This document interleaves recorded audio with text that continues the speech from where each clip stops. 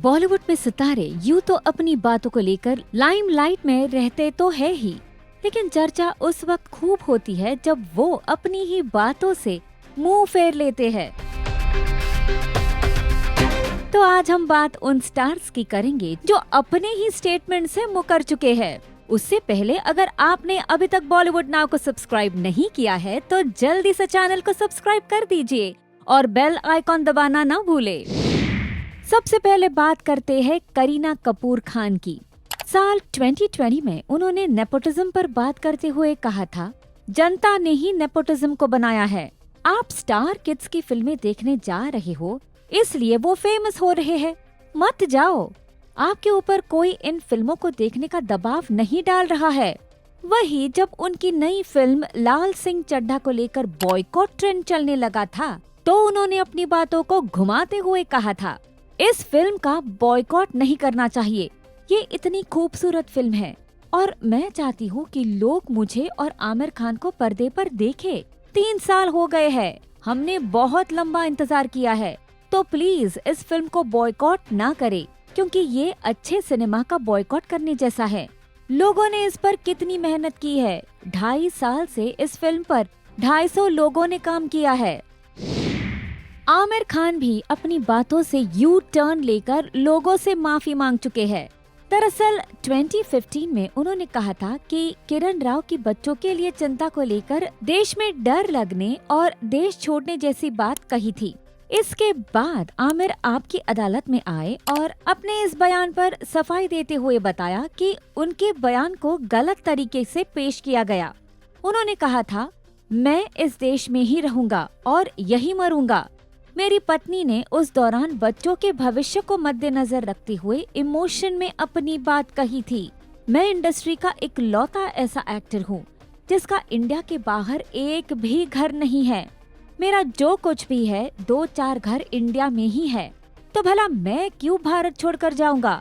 मेरे बयान का गलत मतलब निकाला और उसे बढ़ा चढ़ा कर दिखाया गया। इतना ही नहीं, आमिर ने लोगों से माफी भी मांगी थी। आमिर का ये स्टेटमेंट तब आया था जब उनकी फिल्म लाल सिंह चड्ढा और ठग्स ऑफ हिंदुस्तान फ्लॉप हुई थी और कुछ नेटिजन्स ने आमिर की फिल्म के फ्लॉप होने की वजह उनका ये बयान बताया था। यूं तो कंगना अपनी कंट्रोवर्शियल बातों को लेकर चर्चा का विषय बनी रहती है, लेकिन अपनी बातों से कैसे लोगों को घुमाना है वो अच्छे तरीके से जानती है। उन्होंने आलिया भट्ट की फिल्म गंगूबाई काठियावाड़ी को फ्लॉप बताया था। उन्होंने कहा था, इस शुक्रवार बॉक्स ऑफिस पर 200 करोड़ रुपए जलकर राख हो जाएंगे। उस पापा की परी के लिए, क्योंकि पापा साबित करना चाहते हैं कि उनकी रोम कॉम बिम्बो एक्टिंग कर सकती है। वही जब इस फिल्म ने बॉक्स ऑफिस पर अच्छा परफॉर्म किया तो फिर मानो कंगना के सुर ही बदल गए। उन्होंने आलिया और फिल्म का नाम लिए बिना तारीफ करते हुए कहा कि ये सुनकर अच्छा लग रहा है कि थिएटर एक बार फिर खुल गए हैं। साउथ की फिल्में रिकॉर्ड तोड़ कमाई कर रही है। हाल ही में रिलीज हुई एक महिला प्रधान फिल्म जिसमें एक बड़ा हीरो और सुपरस्टार डायरेक्टर है, इसके जरिए हिंदी बेल्ट ने भी छोटे छोटे कदम आगे बढ़ाए हैं। ये कदम उन थिएटर वालों के लिए जरूरी है जो तकरीबन वेंटिलेटर पर आ चुके हैं। कभी नहीं सोचा था कि मूवी माफिया इस तरह का कुछ अच्छा काम करेगा।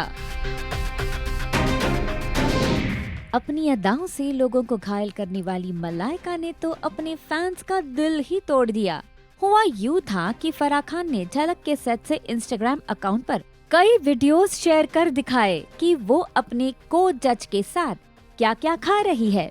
इस फूड वीडियो की वजह से मलाइका अरोरा मुश्किल में आ गई।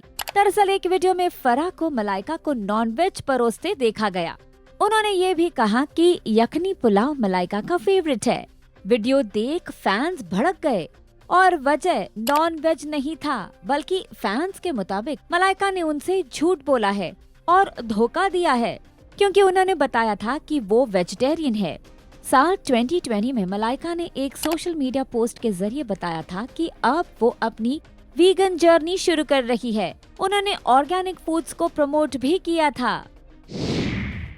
इस लिस्ट में नवाजुद्दीन सिद्दीकी का नाम भी शामिल है। दरअसल जब द केरला स्टोरी मूवी आई थी उस वक्त फिल्म पर बैन लगने को लेकर नवाजुद्दीन सिद्दीकी ने एक बयान दिया था।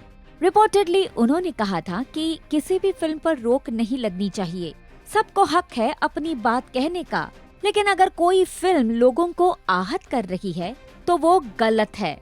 इस बात की खूब चर्चा भी हुई, लेकिन बाद में वो अपनी इसी बातों से पलटते नजर आए।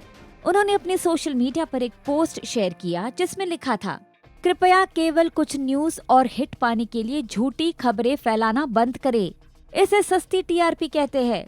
मैंने कभी नहीं कहा और मैं कभी नहीं चाहूंगा कि कोई भी फिल्म कभी भी प्रतिबंधित हो। फिल्मों पर प्रतिबंध लगाना बंद करे, फेक न्यूज फैलाना बंद करे। आपकी क्या राय है इस पर नीचे कमेंट्स कर बताइए और गॉसिप से जुड़ी खबरों को जानने के लिए देखते रहिए बॉलीवुड नाउ।